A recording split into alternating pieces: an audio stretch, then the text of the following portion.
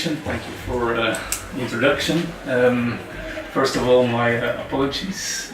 It has been a long time since I've really spoken English, at least in the presentation. So apologies for any mistakes and bad pronunciation and that kind of things.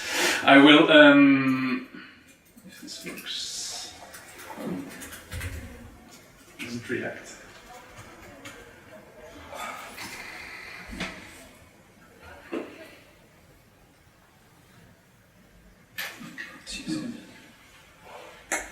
Okay,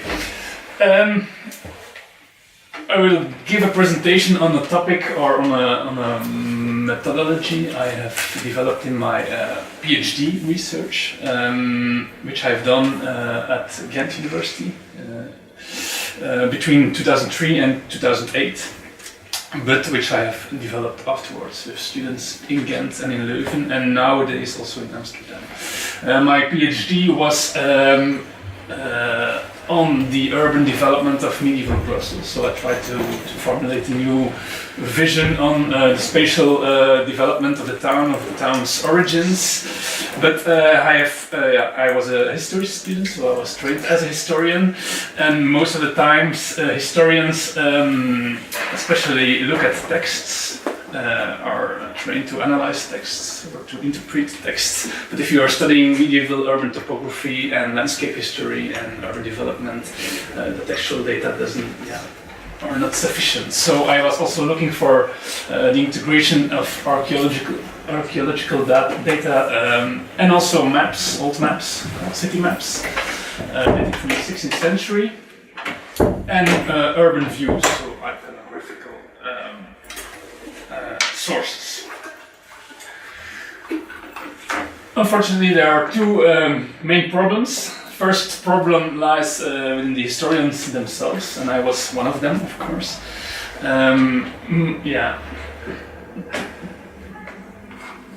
Generally, historians, and I was one of them, as I say, are not so well in really interpreting images and old maps, because they mostly rely on text, but also because they find that texts are more able to prove your argument more than images. So, as I have written down in the presentation, people told me you cannot prove anything with a map if you have an argument on the spatial history of Brussels, for instance. And the second problem is that these historians also don't have access or lack the right tools to analyze these maps, these old maps and these images in a good way. And the third problem was that what I noticed also in particular for Brussels and Brussels historians, but I can imagine it's the same case elsewhere, that people also approach these old maps and images with lots of prejudice. For instance, everybody knows in Brussels that there were 7 town gates. On the oldest map of Brussels there are 8 town gates, but anybody had ever seen that, because everybody had this prejudice that there were only 7 town gates. So there are lots of prejudice. Of course, there's also a problem with these maps, these old maps and these images themselves too. One of the main problems is that you get too much at the same glance. So you have all the information in the image that's coming to you, and I call them kind of containers full of data on the urban landscape, on the old topography. So it's very difficult to analyze this data that you have, that you receive at a single glance, at the same time. Second problem is what Peter Berg has said or written about in his book Eyewitnessing. That's these images or these maps are silent witnesses. They don't speak to us or they don't tell us. So we have to read them, but they don't give the data directly to us. Texts, in textual sources you have the written arguments, you can follow arguments. You cannot do that, according to Peter Berg, with this kind of old images and maps. Most of these maps two are composed, so they have it's kind of vision on what you see on the landscape, on the urban topography. Although many people say that, and many maps and views claim to be accurate and claim to be just accurate documents or accurate recordings of kind of landscape, there's also always a perception in it, a vision, and a composition. They contain much of distortion, data you don't need, that you have to evacuate. So you have to try to look for a method to just take this information that you need for your inquiry. And there's also the problem of time. That most of the images and all maps are dating from post-medieval times. I was studying medieval history, medieval urban development for Brussels, for instance. The oldest maps are dating from 16th century. While I was studying periods up to the 15th century. So to what extent are these post-medieval documents also reliable for earlier times? So these are the difficulties that historians generally face. Just to give you an example, this is one of my two main maps that I've used for my study in Brussels. This is the bird's eye perspective on Brussels, edited in Vannieuwenhuyze Civitatis Augustarum, the first printed city atlas in the world from 1572. And you have an image of Brussels, something between a map and a view, so bird's eye perspective. But this is a composition. For instance, you see there one straight artery in the center, which seemed to divide the city into pieces. And the city itself has the shape of a kind of ellipse or something, which has incited people to represent it as a kind of, how do you call this piece of fruit? La bonne poire in français. While if you make an accurate map of the city, it's not a pear, but it's a heart-shaped city, and you see also these arteries which are not straight at all. So these are very clear examples of the fact that this map of Brussels is composed. This is a perception of urban space, and people in Brussels, they told me, so it's not reliable. Because it's composed, it's just a perception. I just have taken one small piece of it. It's situated over here, so it's just one particular piece of this map, bird's eye perspective. And if you look at it, I can imagine that everybody of you immediately notices the buildings, also the water and the artery, but I would bet on it that anybody of you has noticed that there are 8 or 7 very small gates in this image. So that's because of you see too much at the same time. You see too much data. You have too much. You receive too much data at a single glance. So it's full of it, full of these small topographic details on the urban landscape. But we have difficulties to receive this information in a good way. There's distortion on it, there is damage, but also because of the perspective, you have some buildings are represented very magnificently, I would say, like the urban town hall of Brussels. But you see it from the north side, and the most old views. But even today, I just went to a Google image. Even today, tourists and people are always representing it from the other side, from the southern side. So due to the perspective on the map, you have another angle of attack. And the building block just behind, you cannot see it because the town hall is represented so hugely, more than huge even. Although this is a very important building block, full of guild houses, of the brewers, for instance. So, but this map does not give you any information because of the perspective. So you have lots of problems with these old maps and these old views. And lots of historians, therefore, they were telling me, and they still tell it today, I can say, that we should approach these kind of sources very carefully, and most of them use them just as kind of illustrations to illustrate the arguments, verbal arguments that are written down in texts. So. However, there are some digital urban cartography projects. I've also collaborated on some of them. But these projects mostly start from parcel maps, because parcel maps, 19th century parcel maps, 20th century parcel maps, are more than these old maps, and these old views are considered to be much more accurate.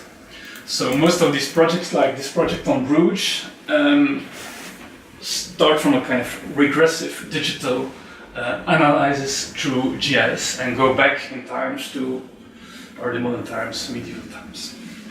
If this kind of digital projects use older maps, then it's most of the times about accuracy. So, for instance, by map analyst, you can check how accurate old maps are, but most of these things doesn't go further. What I wanted to do was just to see, or to think about the method which made me able to go further and to use the data, all this data, these containers full of data, which these old maps contain. So, and that's why I developed, if I can call it like that, the Digital Thematic Deconstruction. I was inspired by a masterclass in Rome, with the École Française de Rome. And some people there inspired me to proceed with a kind of step-by-step, meticulous digital analysis of these old documents, element per element. So that's the main principle of this digital thematic deconstruction, just dismantling the old map or the old view, element per element. Not the old map itself, of course, but a digital high-resolution scheme. Second step is to thematically rearrange or categorize all these objects I found by choosing or by arranging them in teams and subteams. And a third possible step is to link then all these spatial objects, digital spatial objects, to other kinds of data. So I did it in the early years during my PhD. I did it by using Photoshop, using the different layers in Photoshop. But now we are doing it with the students with GIS, of course, because there you have the opportunity to work with databases and so on. But the main thing is that you go from a kind of static image, the illustration, to a kind of dynamic research file or tool. And that's what I want to illustrate in the next couple of slides. Just some final important issues. I will not go into detail for the technical stuff, but just some main issues is that the method is applicable for old maps, but especially figurative maps, bird's eye views, in which you see topographical maps and figurative maps, in which you see the patterns of the landscape. It's also applicable for views, for instance, urban views, town views, other views. So you need to have an image of the landscape in the map or in the view. It's a kind of objective analysis, which means that every element you come across is recorded. So you don't just let guide your eyes through the image, but you just cut and redraw every element that you see in the map, also the distortion. So, which means that you don't, or you avoid to formulate these prejudices. And there is no correction of the map, so the distortion, you leave it like this. So first, for instance, with this Brussels map by Bram and Vannieuwenhuyze, I did it in Photoshop by making lots of layers, so very long work. But nowadays we are doing it in GIS, for instance, in the project on Bruges. I will show you after this. Just to show you how it works, I just will give this very small example. This is a medieval, 15th century medieval initial. It's just that big, or small, 1 centimeter. And it presents a view on the city of Brussels in the mid-15th century. So the first thing I did was evacuate the distortion. And then I tried to understand what's in it. And I can perhaps ask it to you, and I would bet that nobody of you can tell me everything that's in this very small image, because there's so much in it. Let's see. To the left I've put all the kind of tower buildings, and to the right side the rest, and all the other objects. And what really struck me, this image has been used in many publications just as illustration. Nobody has really looked at it. But what struck me in particular was that all these buildings, especially all these tower buildings, can be identified. So I nearly can put a name on every building I just cut or redraw from this very small image. And the same applies to a certain extent for all the other elements in this very small image. So what we can conclude from this very small example is that it's a kind of it's a view, it's a composed view on the late medieval city of Brussels, but it's a view on the city in a nutshell, literally. Just a kind of summary of the city, a collection of for the drawer of this initial, it's a kind of collection of the crucial elements, topographic elements that together form late medieval Brussels. And there is a very there's kind of tension between accuracy, because we can identify these buildings, but also the composition, because there is a composition, of course. There are eye catchers, like the main gate in front of the image. Again, the tower of the town hall with St. Michael lying down on top of it. So our eyes are guided to these objects, and with the consequence that you don't see all the other elements in this very small view. But what it especially wants to highlight, to my opinion, is the density, of course, and the homogeneity of the city in late medieval times and of late medieval urban society. So that's also a kind of vision or view on urban society that is presented in this very small view.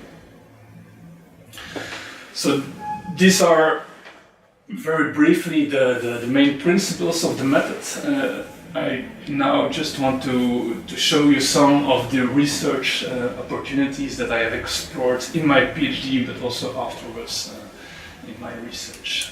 And I will just give examples step by step of the 6 main opportunities that I have presented on this slide. So the first thing is that by redrawing every element of these old maps or views, you can just isolate every object from these old maps and views. And you discover lots of hidden or invisible data that you didn't notice at first glance. And by isolating them, you can also compare them with other data. Just to go back to this same example of this small area of 16th century Brussels. What I've done for the whole map, but also for this area, so just cut the map in pieces and arrange them thematically, the buildings, the road or the street network, the water, and the green or the open spaces, and then several sub-themes. And then for instance, you come across the city gates and the city walls. For the two gates on the right side, or in the middle and on the right side, we know from textual sources that these gates have been demolished or sold to private person during the 16th century. So in fact, the map is the only visual or iconographical representation that we have for these buildings. And we don't know anything about it afterwards. So if you say something about the accuracy of the map, well, we must just rely on this map for saying something about visual aspects, building aspects of these buildings, which can be, for instance, interesting for archaeologists which are excavating the area. The exterior gate on the left side, there we can compare representation in the map or in the bird's-eye perspective with other views on the gate. Because the gate was only demolished in the 19th century. So we can compare how it is represented accurately or not. And we can also try to have an idea about the accuracy of the other buildings that are in the image. In the buildings there was also there is a monastery, the monastery of the Armekwaren in Dutch. I don't know, I looked for it, but I think it's in French it's Pauvre Claire, Poor Claire's. Does this sound familiar? Okay. It's the oldest representation of this monastery because it was only founded in the 16th century. And some years ago there have been excavations in this area, and the archaeologists have discovered the chapel of the monastery. And we have also some other iconographical and cartographical documentation about it. So we can compare different views, maps, textual sources also, and material sources. There you have the small gates, which I have already showed you. We have, for instance, three very small gates at the end of very narrow alleys in this area, which can be linked to lots of textual sources of this kind, letters of the Allerman.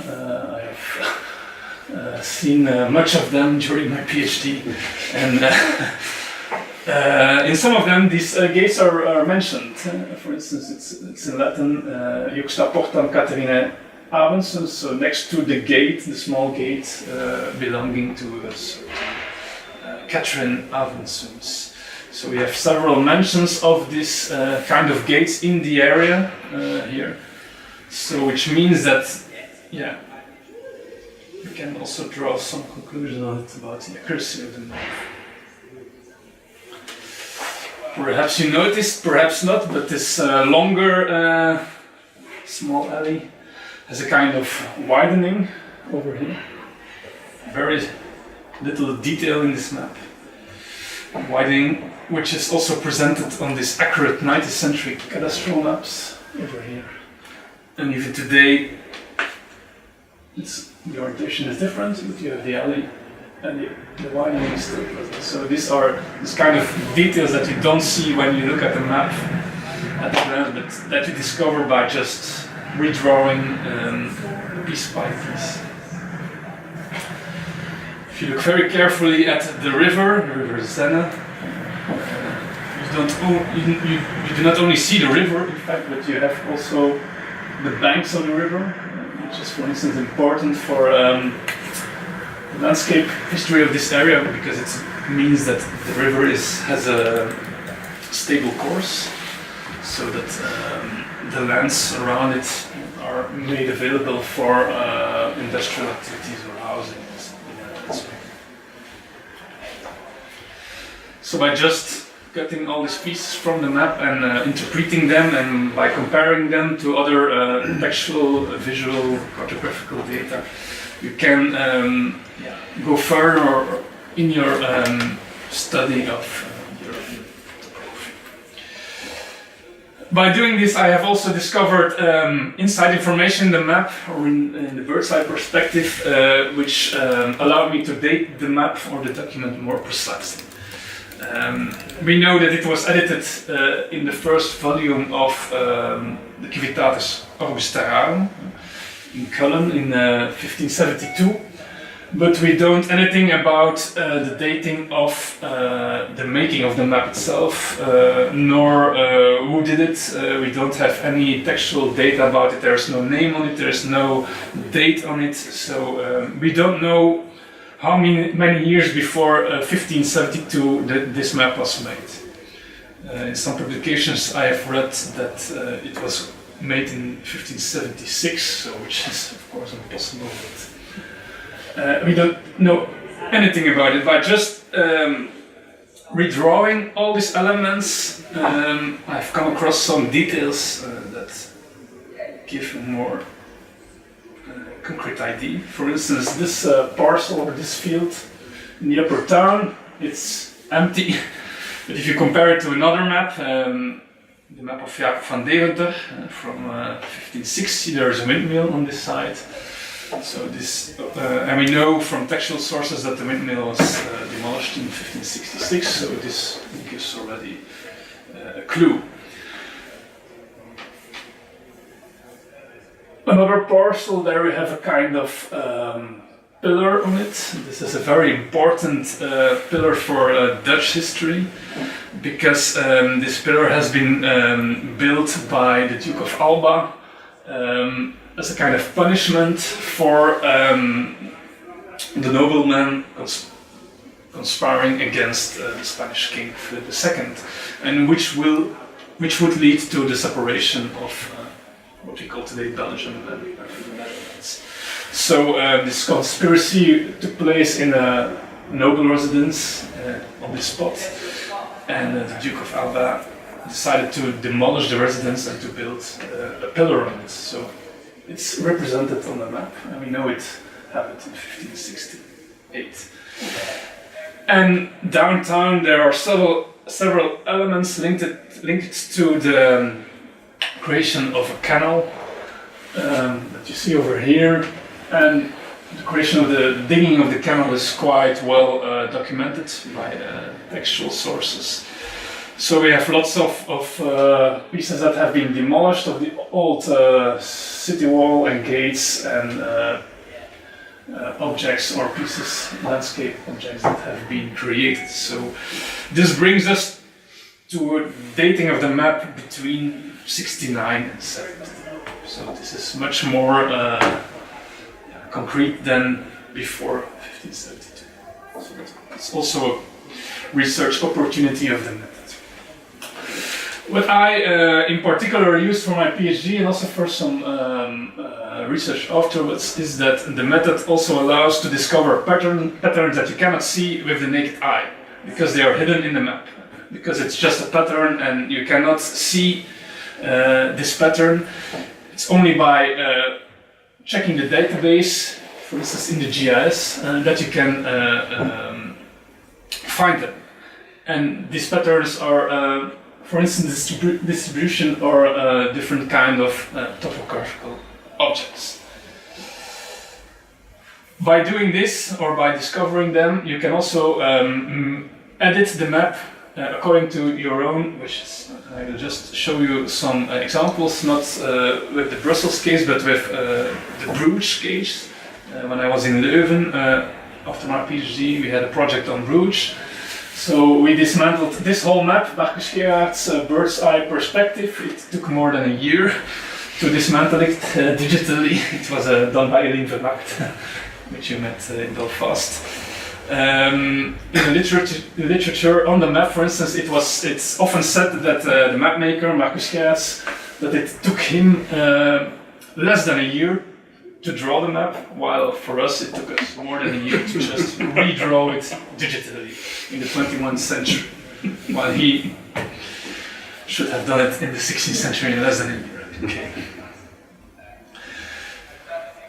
But once you've done it, you can just make this kind of edited maps, for instance, to show or to represent building density by just putting the red color on all the buildings on Bruges, and by choosing the landscape objects you want or you need to have a kind of spatial, to orientate yourself. We choose to indicate the Rije River and the city modes, for instance. So you can just present a view on 16th century building density of Bruges, which you cannot see with the naked eye. Or vice versa, we can give an impression of open spaces, green spaces, which is of course the opposite view of the other map. Or more precisely, we can show where the noble residences were located in 16th century Bruges. And these are all the buildings in yellow. We see that they especially are situated in this area and not, for instance, in the northern area of the city. So you can make this kind of you can edit this kind of maps yourself by just choosing the elements you want and by arranging them or by juxtaposing them to other elements, building densities, and this kind of things. And if you go a step further, we can also compare maps, at least maps of the same kind, of course. And I've done this for a very remarkable collection of very uniform 16th century topographical maps of the Low Countries, of the cities of the Low Countries, made by Jacob van Deventer. I have already shown you a detail for Brussels. But this cartographer has made several of these maps, more than 220. I just have edited a book on him with a Dutch colleague.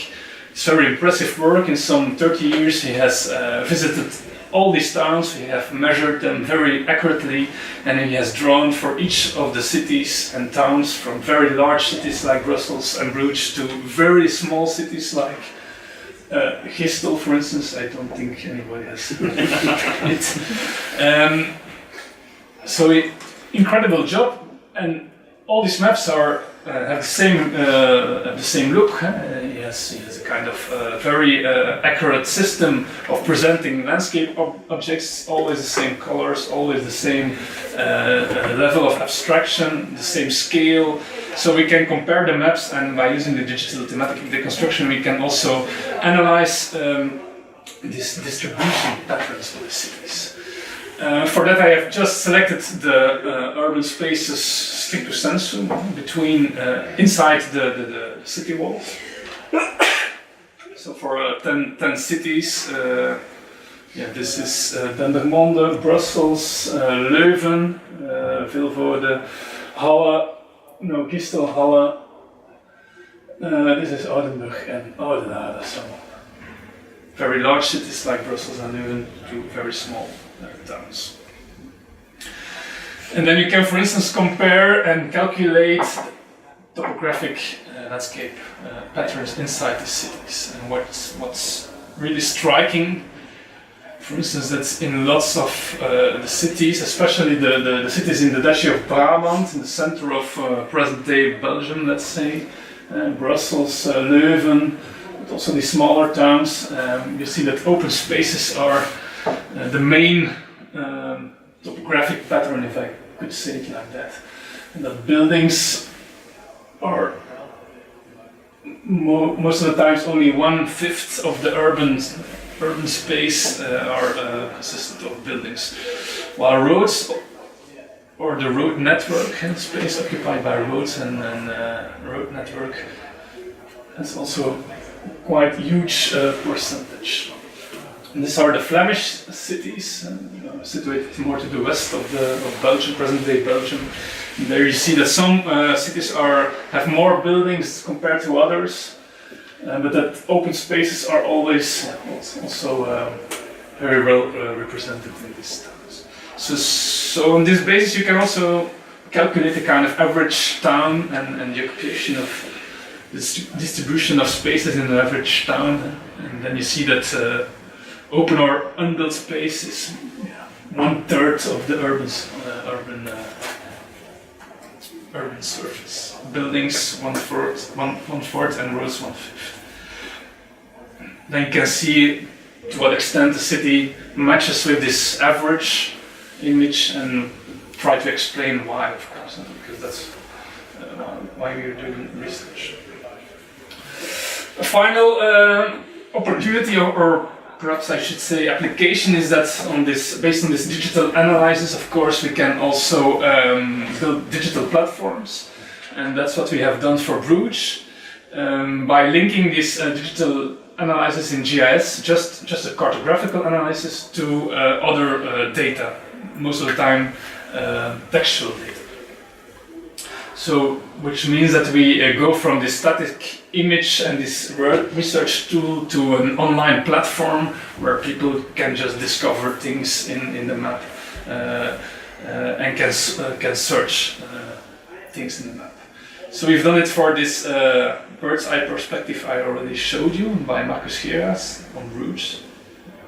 As I told you, it just took us 1 year to dismantle the map digitally, especially Bruges, but also the two art ports of Bruges, Damme and Sluis, and also parts of the countryside around the city. The map is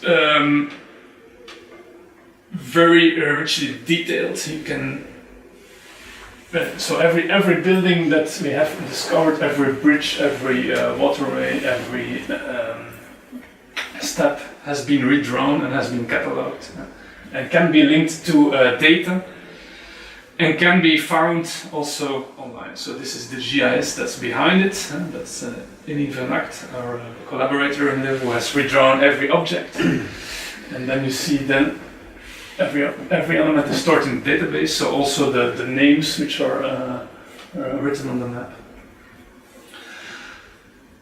That's the database that's behind, in which we have stored information on churches, on streets, and the street names, occupation of buildings, activities in buildings, activities in open spaces, and so on. So the idea is that this is the screenshot of the website. The idea is that you just can discover and explore the whole map, and you can move on it, move through it, and you can click on objects and you can find information about these objects. Of course, there are more than 30,000 objects in it. It's still a task for us to fill in the databases and to provide information. The website is only in Dutch, unfortunately, because we don't have any budget yet for translating it. But what we have also created is a kind of search engine, so you can search for names, search for buildings, search for activities, search for craft guilds, for instance, persons, names of persons. And we have also constructed a kind of, how can I say, kind of itinerary, where you can follow particular stories, for instance, on the craft guilds of Bruges, or on the merchants of Bruges, or on the water system of Bruges, which was of course very important for the trade. So we also try to guide people, not the professional historians or archaeologists, but more the common people to explore the map and to find the things they like. Nowadays, as Justin said, I'm working in Amsterdam, and together with my students in Amsterdam, we are now working on a kind of similar map, which dates from some decades earlier. And it's the bird's eye perspective on Amsterdam by Cornelis Antonis, 1544, and that's how far we are for the moment. So we have redrawn some parts of the city, and we are also trying to fill in the database, and hopefully we can find some funding to bring this also online.